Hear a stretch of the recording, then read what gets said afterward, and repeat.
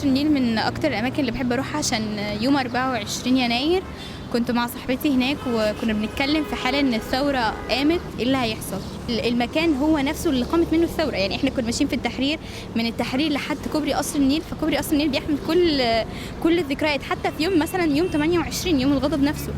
الصورة النمطية اللي متاخدة عن الأخوات بصفة عامة في مجتمع مصر أو حتى في العالم، يعني بحكم إني بتعامل مع ناس كتير.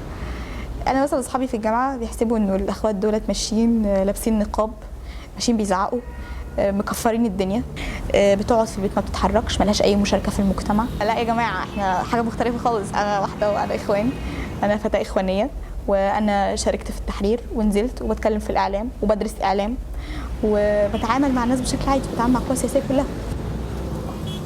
هو الصراع ما بين القيادات والشباب، أنا مش حابة كلمة صراع، أنا مش شايفة إنها صراع، أنا شايفة إنها اختلاف أفكار واختلاف أجيال.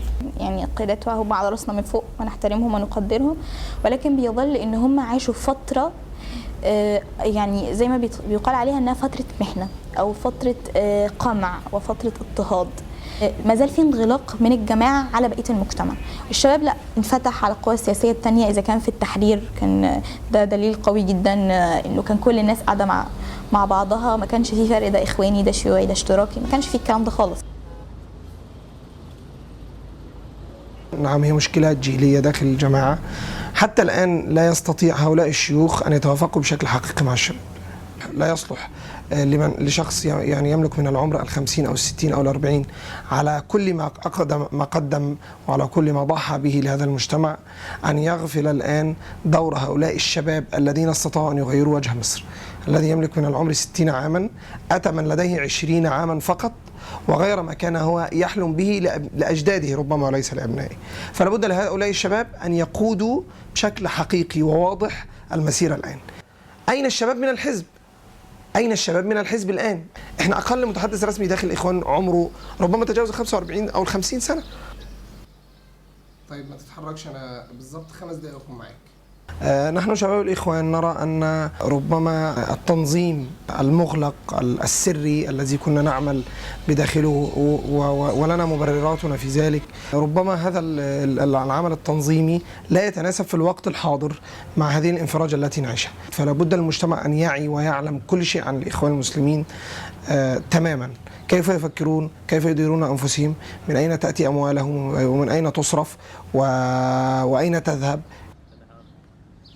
الخيارات المتاحة للشباب الآن بعد الخلافات التي نشأت بينه وبين الإخوان هم خياران لا ثالث لهما: أن يترك الإخوان أو أن يظل داخل هذا التنظيم، وأن يظل دائما وأبدا يحاول في الإصلاح ويحاول في أن يبسط رؤيته للإصلاح والتغيير بما يتوافق مع أحداثنا الجديدة داخل مصر. أنا أعرف أحمد من حوالي 10 سنين.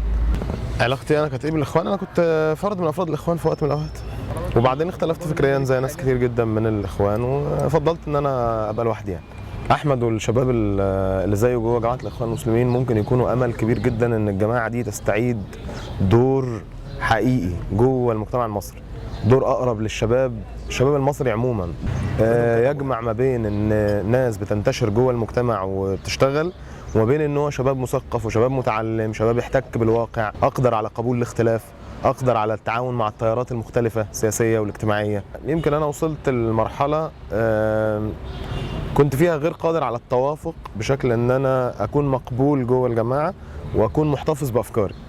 يعني أصبح الموضوع تصادم كبير، يعني تصادم بقى في كل لحظة في كل لقاء. أحمد شخصية توافقية، بيقدر يجمع ما بين أفكاره اللي هي سابقة الجماعة شوية وما بين وجوده في الجماعة.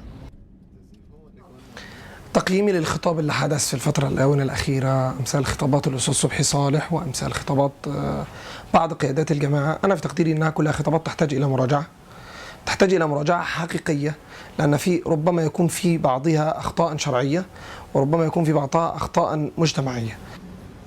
اعتقد انه احد اسباب سوء التفاهم ما بين المجتمع وما بين جماعه الاخوان المسلمين هم الخطاب الاعلامي بتاعهم، انه دايما بيفهم بطريقه خاطئه. فلما يكون كل الشعب او معظم الشعب بيفهم الخطاب الاعلامي كلامك الاعلامي بطريقه خاطئه، اذا يبقى المشكله فيك مش المشكله في عموم الشعب.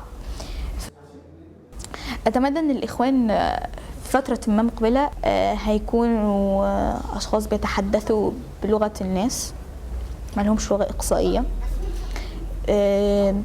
انه هيكون كمان 20 سنه في ممثل عن الشباب في مكتب ارشاد وفي امراه جوه مكتب ارشاد. مش لازم تكون واحده، ممكن تكون اكتر واحده، بس بشكل بدائي يعني مبدئي. هل هذه الجماعه بشكلها الحالي تستطيع ان تستوعب طموحات مثلنا؟ انا اعتقد انها ان لم يوجد لديها ما تستوعب به هؤلاء الشباب ستجبر على ذلك. لن ترى بديلا الا ان توظف يعني هؤلاء الشباب وهذه الطاقات.